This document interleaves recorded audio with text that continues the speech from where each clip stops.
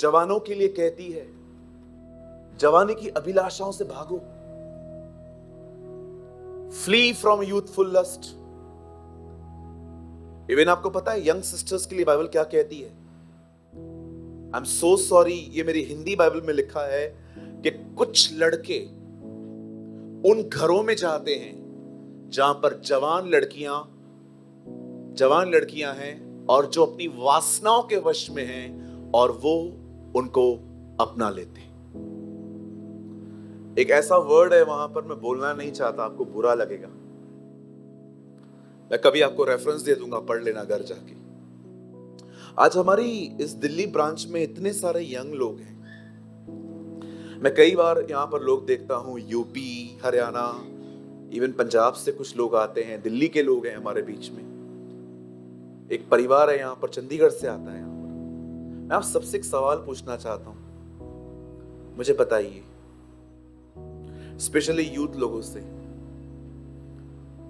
Do you have a same passion? क्या आपके पास same जुनून है प्रभु यीशु मसीह के पीछे चलने के वास्ते?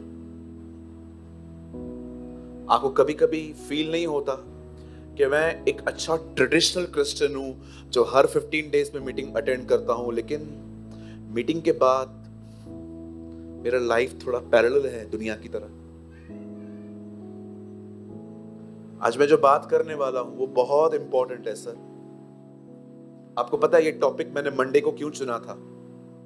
क्योंकि मुझे पता था इस महीने की चौथी मीटिंग है ये, और रिसेंटली हम लोग यहाँ पर फ्राइडे को आए थे, और मुझे पता था आज शायद कुछ लोग ना आए, लेकिन मुझे पता था वचन के भूखे प्यासे सब आएंगे।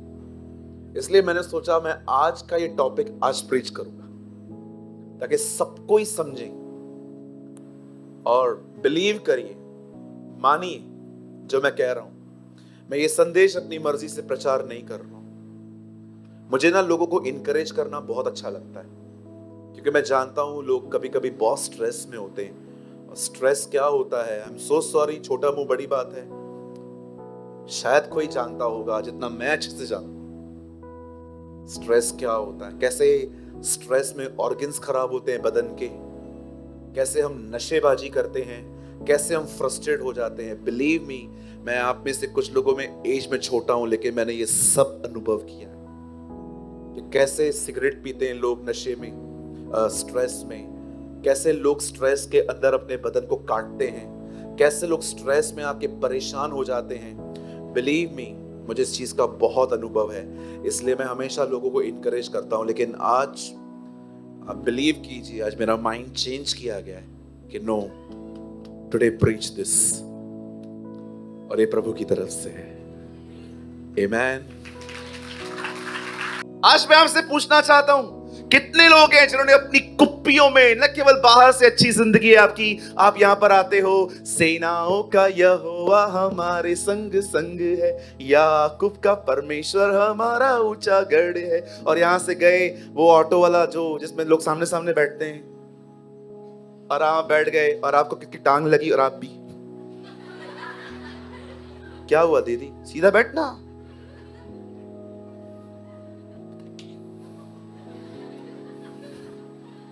जैसे आप घर पे गए, आपकी मम्मी ने बोला किधर गई थी, 9 बज गया, 9:30 बज गया, और आप भी ज्यादा बोलने का नहीं, सर मैं कमाती नहीं हूं क्या, मैं चालू हो गए। लेकिन संडे के दिन सेनाओं का यहोवा हमारे ये वो लोग हैं जिनके अंदर कोई ऑयल नहीं है, मशालें जल रही है। एक दिन बांडा फूटेगा, हालेलुया, आमीन। एक दिन बांडा फूटेगा, ये एक्टिंग है ना, सच्ची बोलता हूं, एक दिन खत्म होगी। मैंने बहुत लोगों को देखा, different life in family, different life in church. एक भाई को मैंने बोला, उनकी वाइफ हमारे चर्च में आती है, ब्रदर आप चर्च आया करिए ना। बोलता है जिस दिन ये सुधरेगी उस दिन मैं आऊंगा। मैंने कहा हमारी बहन के लिए ऐसे कैसे बोल रहे हो? बोलता है ब्रदर आपकी बहन, ऐसे हाथ ना, बोलता है मेरा भाई आता है ना, उसके सामने मेरी बेइज्जती करती है, और आपके चर्च में ये स्वर्गदूत है। हमारे घर पे भूत है। मैंने कहा no brother, don't talk like this, believe me. मैंने उसको ऐसे ऐसे बातें कही। मैंने कहा प्लीज ब्रदर, एटलीस्ट आप पास्टर की प्रेजेंस में ऐसे बात मत करो। मेरी बहन रोने लग गई उधर ही, हमेशा मेरे को ऐसे ही बोलते हैं। मैंने बोला तू कल चर्च आ, वहां बात करूंगा मैं तुझसे, अब तो मुझे जाने दो यहाँ से। मैंने अगले दिन उनसे बात की। मैंने कहा क्या हुआ बहन? ब्रदर देखो, मैं मानती हूँ मैं झगड़े करती हूँ, लेकिन शुरुआत ये करते हैं। मैंने कहा बहन आप शांत रहो ना, चुप रहो ना। आज मैं आपसे पूछना चाहता हूं, आप छोटी छोटी बातों को इरिटेट क्यों होते हो? आप जानते हो परमेश्वर क्यों चाहता है आपके अंदर ऑयल हो? जानना चाहते हो? ताकि फीलिंग्स के ऊपर पवित्र आत्मा राज्य करे।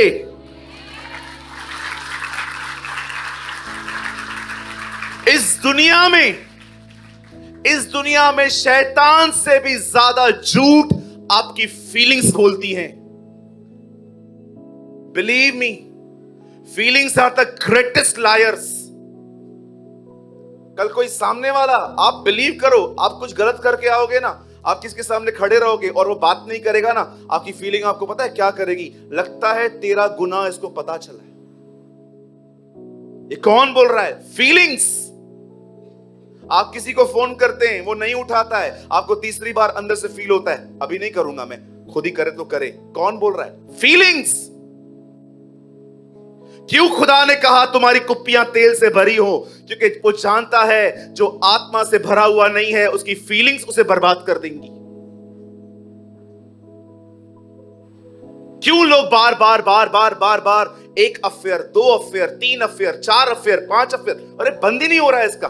क्यों नहीं हो रहा है? बिकॉज आप इमोशनल हो और डेविल आपकी फीलिंग्स को यूज करता है आपको गिराने के लिए। इसीलिए पॉल कहता है जो शरीर के अनुसार जीते हैं वे कभी उसके बेटे और बेटियां कहलाए नहीं जा सकते।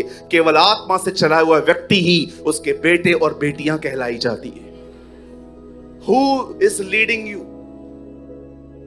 कभी आपने सोचा भी है ब्रदर प्रेमानी, ये इस वचन की मुझे सबसे ज्यादा जरूरत थी, बिकॉज मैं सेकंड्स में ऑफेंड होता हूं, मैं सेकंड में अपसेट हो जाता हूं, मुझे इज्जत नहीं मिलती है, मेरा दिमाग चलता रहता है।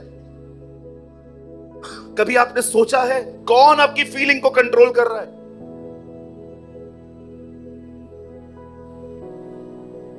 अब्राहम तक नहीं बच पाया। खुदा ने कहा निकल कनान चला जा। वो वहां पर गया, वहां पर अकाल था, उसे लगा यहां पर रोटी नहीं होगी, चला गया आगे मिस्र निकला, वहां झूठ बोला, बीवी को बहन बताया, ओ कितने झूठ बोलने पड़े, क्या क्या करना पड़ा, और वापस हाजरा लेकर आया वहां से। अब्राहम आप वहां पर क्यों गए? मुझे लगा यहां खाना नहीं मिलेगा। आपको लगा? कहां लगा? मैंने फील किया,